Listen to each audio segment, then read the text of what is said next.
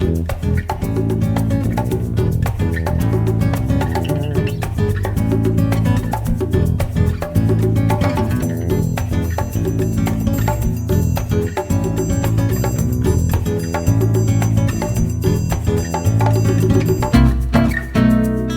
Newsletter TV, the Quilters community, is brought to you by Handy Quilter, designed by a quilter for quilters, and Husqvarna Viking, keeping the world sewing for over 140 years. Hi, and welcome to Quilters Newsletter TV, the Quilters community. I'm Mary Kate Karr-Petras, and I'm here again with Karen Charles, who is an event specialist with Husqvarna Viking.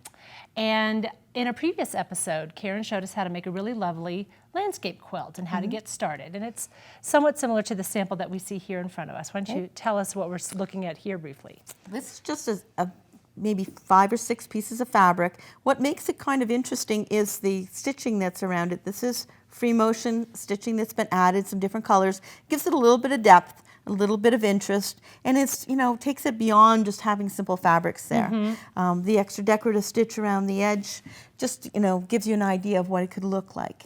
It's really beautiful, and thread painting is something that art quilters use a lot. Yep. But today we want to take it up a notch, to put it mildly. So let's take a look at this sample that we've got here, which is much more dramatic in many ways. Why don't you explain to us what we're looking at here? Well, it looks like a very complicated quilt, but it really is very simple. The background sky is thread, and it's all done on a wash-away stabilizer. Oh, wow. And so that you can actually see through it because there is no fabric in there at all. Down over in this corner, we have bobbin work done with silk ribbons and different types of cords and threads that we put in the bobbin to give us dimension that way. And when you do bobbin work, you work on the reverse side. You work upside down, absolutely. And it's not something I've tried before, so I'm looking forward to it. It is a lot of fun, and it just gives you a completely different look to things, but that was just me playing around. But for going to the tree, I wanted to do a lot of really messy, heavy work, and if I was going to do that right on the quilt would have changed size, it would start to shrink in, and I really wouldn't have been able to play the way that I wanted to get the detail for the branches. There's a lot of three-dimensional here, and a lot of these edge of the trees got a lot of depth to it because it's cord. I'm not sure how well it shows, but it's really quite raised up. It really is. And so I wanted to show you how something like this can be done very simply. It isn't any harder than any other simple technique. It's a lot of times it's just breaking it down into a little bit of simple ways of going forward, and it makes even the hardest thing very simple. Okay, well, let's take a look at how we're going to make that dramatic tree. To start with, I took a fabric, it could be any fabric, and I cut out a shape. If you're no good at drawing, it doesn't matter.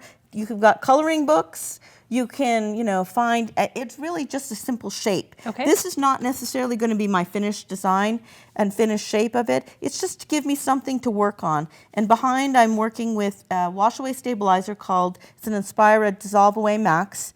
And it's going to, when I'm finished, wash completely away. If I want to give a little bit of stiffness to it, I can leave a little bit in after I've washed it, or I can take it all completely out. But to start with, I'm going to be putting it on my machine and doing free motion quilting. To do that, I've got to set up my machine. And everybody's got a little bit of a different type of machine and foot to be working with.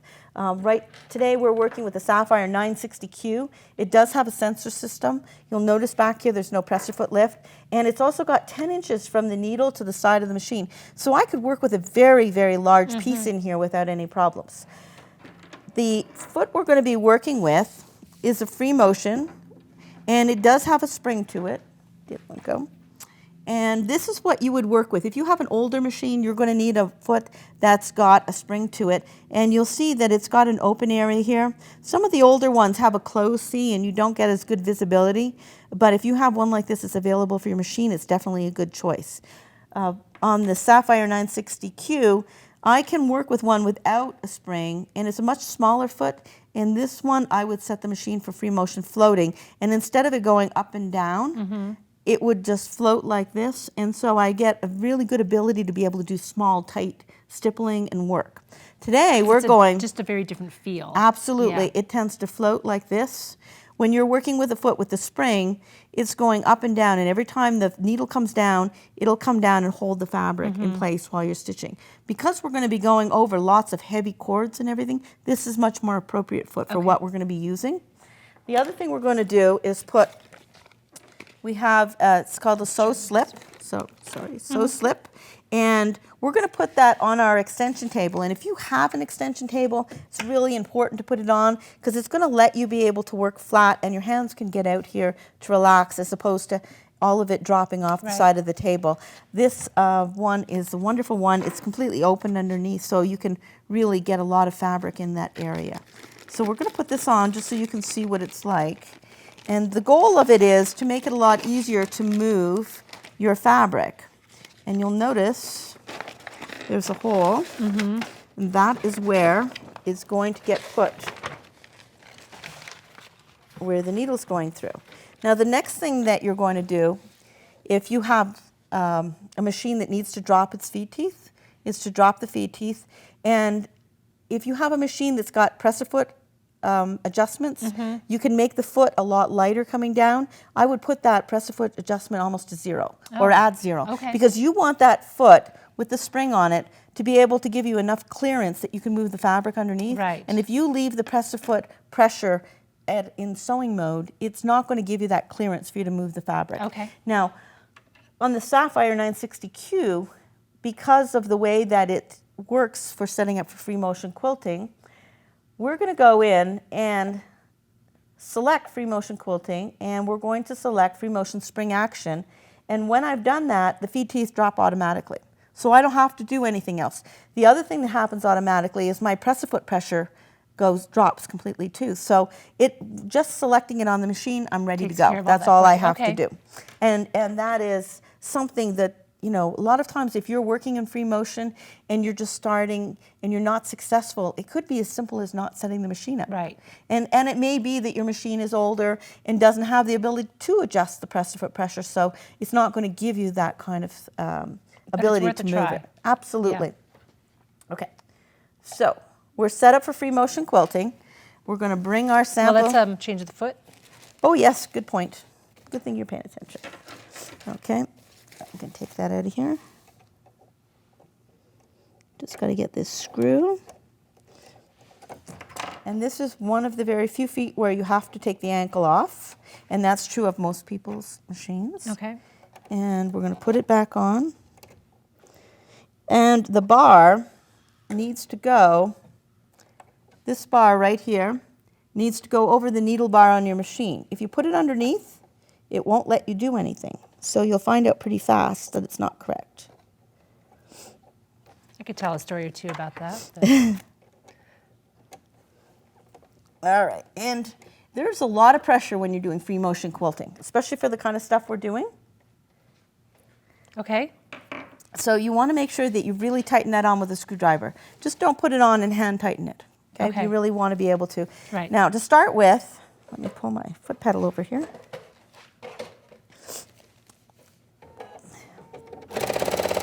We're just going to be moving back and forth.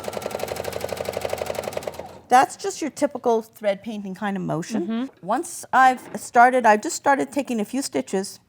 What I want to do is stop and cut the threads. I don't want my foot to get caught in something like that. Sure. If it's hanging around there, it's going to get caught in there and it'll cause you problems. So always keep your threads trimmed. And I'm ready. If I was going to keep going with a straight stitch, it would take me a lot longer to get any impact. So I'm going to get that gnarled look. Exactly. So I'm going to switch it to a zigzag. And in the zigzag, I'm going to change the width. Right now it's set up as a 3. I'm going to bring it down a little bit narrow because I'm going to be still moving the fabric side to side and back to back, and maybe I'll do it 2.5. How fast it moves, if I move like this, my zigzag is going to be a lot wider than 2.5. But all it's doing is making the needle swing from one side to the other, so I can build up dimension faster. Okay. So I'm just going to sew for a little bit just to give you an idea of what I'm doing.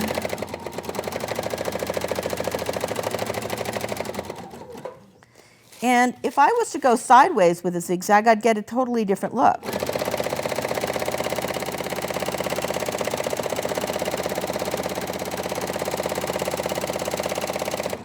So see the difference between a zigzag going straight? Yeah. It kind of builds up a level. If you wanted to do snow in the ground, you can work with a zigzag like that sideways and you'll get that feeling of snow falling off of something. Now, that's exciting, but it's really pretty simple. But I'm going to go and add a next little level to it by putting a cord underneath our foot. Okay. Okay? So this is going to be along the edge, and I'm going to come over here. Free motion, when you're doing free motion, you don't have to worry about going side to side or back and forth. You're not turning your quilt around like this. You're basically working from one way and going back and forth. So I don't have to start or stop at a certain place, and certainly with this, I don't have to worry about what thread color. So I'm back into the side, and I'm going to just lay the cord underneath.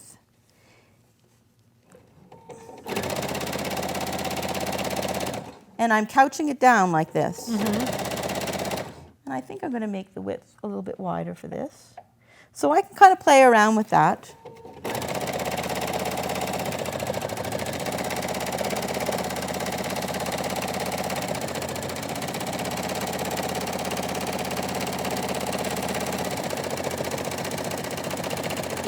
And you notice I wasn't too worried about it.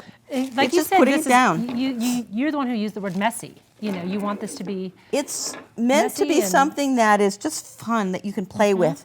By the time you've done something like this, you're feeling so comfortable free motion quilting, you really do feel accomplished. And so then when you get back into the more structured free motion that you're doing on your quilt, you're a lot more comfortable. And that's why I love this. This is a great way of getting started playing with free motion and developing that sense of confidence. And it really doesn't matter what I'm doing here. It can be messy.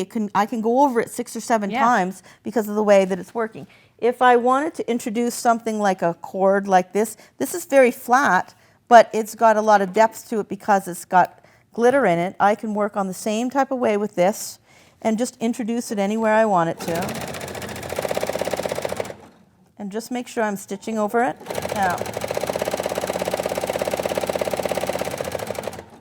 it really doesn't look like too much right now, does it? It's going somewhere. It is, but it really is just going to be.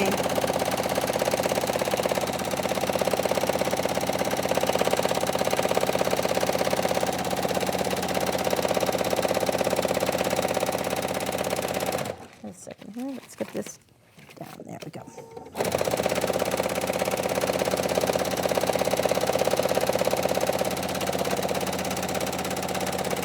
Now, the more I play with it, the more I add colors, the more depth I'm going to get to it, and the more I'm going to couch down some different things. When it comes to the trees, as I come up here, I can start to make this come out and be a branch that's going to come down, and that's about as complicated as it is. It's really nothing that is difficult. It's all about just playing with the colors and the thread, and I have a sample of what it was like when I finished it. You'll notice this is. That's the side there. You'll see that cord? I put it in there specifically so you could see what it would look like when I couched it up. Once it was done and I washed away the stabilizer, you can notice how the fabric starts to get crinkly looking and you're getting a texture in there. This was something I spent about maybe 10, 12 minutes just playing with. Normally, this wouldn't be enough for me. I'd want to build in a lot more to it, but I wanted you to wash it out and see what it would look like and see how stiff this is. This is a cord that was like this, and it's, it's droopy. Right. But when you add thread to it, it creates a stiffness to it that I could have come off of it with more and really gone into doing a lot more very fine branches. Up here you'll see the leftover of the gold thread. Yes.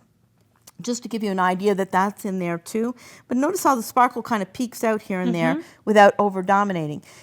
The goal at this point, I could, if I wanted to, put it on top of the quilt that I was working on, or I could take it back onto the wash-away stabilizer and keep adding to it. But it gives me an idea of where I'm going, and sometimes I like to stop like that halfway and get a sense of, okay, I want it to be darker, I want it to be lighter. And but what I really love is how that fabric starts to kind of crinkle up and move. And if there's something like this, you notice here, that was probably put on early in and didn't end up being where I want to be, then I can go over and cover it all Right. up and I wouldn't see it at all. So I tend not to agonize too much about something being there that I don't like, because there's always ways of covering it up. It's this nice improvisational thing, and let's take a Yep. look at what it And, looks and like. it's meant to be that. It's meant to be something fun that you can enjoy and get a little braver. You know, this is, you know, if I was to take this and lay it on top of a quilt, it completely changes the way that It quilt really would does. look. If I wanted leaves, I could do leaves. If I wanted to put some flowers down here, I could go there. But just to give you an idea of some simple way to add some dimension and also improve your free motion skills, it really is an exciting way to. It's a win-win situation absolutely. all the way around. Well, thank Yep. you so much for showing us this technique today. You're quite welcome. Be sure to check out all of the episodes that we're doing with Karen. She's showing us a lot of great stuff. You can find that on the Quilters Newsletter website or on our YouTube channel. Thank you so much for joining us today. We hope to see you next time. Bye-bye. Quilters Newsletter TV, the Quilters community, is brought to you by Handy Quilter, designed by a quilter for quilters, and Husqvarna Viking, keeping the world sewing for over 140 years.